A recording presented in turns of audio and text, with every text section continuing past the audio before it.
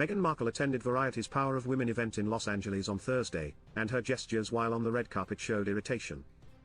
Meghan is getting pretty adept at doing what is known in body language terms as the recovery, thinking on her feet at lightning speed to turn a public slip-up, misstep, or potential loss of dignity into a face-saving change of movement to rescue her image and brand, body language expert Judi James told an outlet when discussing how an usher tried to move the Duchess of Sussex along the carpet. There was the grab for the mic at the Kevin Costner party, and the recent incident of seeming to expect to take the giant scissors or similar at the veterans event. Here though the risk actually looks greater in terms of either diminishing her status as a duchess or allowing an expression of impatience or irritation to leak out. Meghan's moment on the red carpet here sees her seem to try to launch herself as an A-list actress rather than as a royal, James added.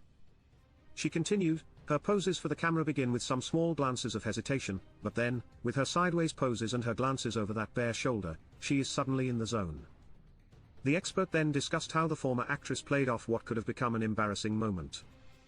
PRs can be quite firm in the way they usher celebs along to make sure the biggest names in the queue get the press time they deserve, but Meghan seems to be too much in the zone to notice the reaching hand that has gate-crashed her shots, not only ruining the camera angles she is working so hard to ensure but also implying that a duchess can get pushed along like any other ZList performer, James explained.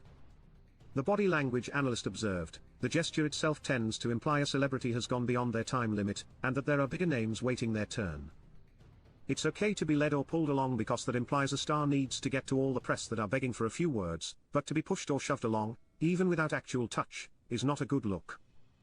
Meghan seems to not see the outstretched hand, but when she does, she ignores it, backing away and continuing to graph for the cameras.